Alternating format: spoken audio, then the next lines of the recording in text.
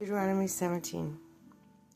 Do not sacrifice to the Lord your God an ox or a sheep that has any defect or flaw in it, for that would be detestable to him.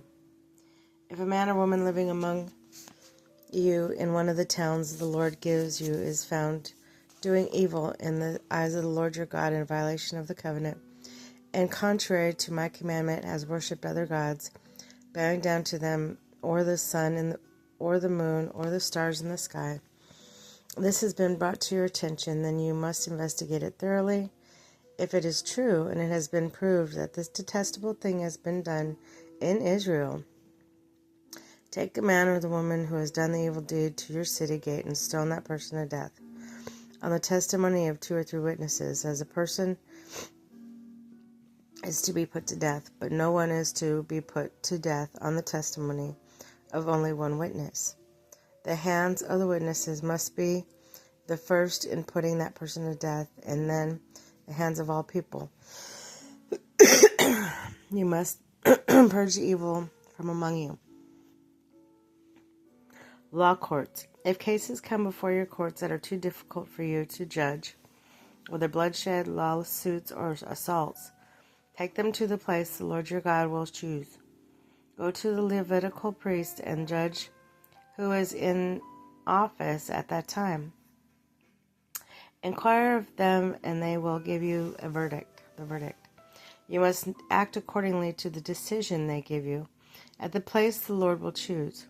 Be careful to do everything they instruct you. Act accordingly to do whatever they teach you and the decisions they give you.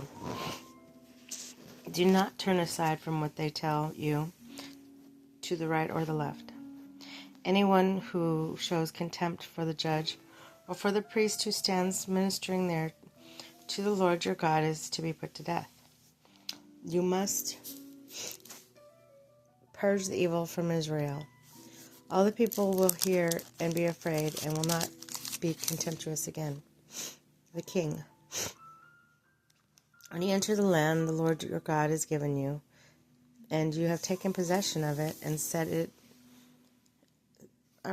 in it, and you say, let us set a king over us like all the nations around us. Be sure to appoint over you a king the Lord your God chooses. He must be from among your fellow Israelites. Do not place a foreigner over you who is not an Israelite.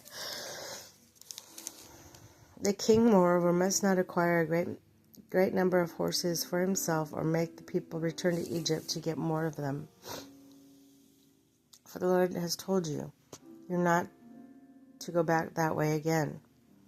He must not take many wives, or his heart will be led astray. He must not accumulate large amounts of silver and gold. When he takes the throne of his kingdom, he is to write for himself on a scroll a copy of this law. Take from that the Levitical priests. It is to be with him, and he is to read it all the days of his life, so that he may return to revere the Lord his God and follow carefully all the decrees of this law and these decrees, and not consider himself better than his fellow Israelites, and to turn from law to right or to the left, and then his descendants will reign a long time over his kingdom in Israel.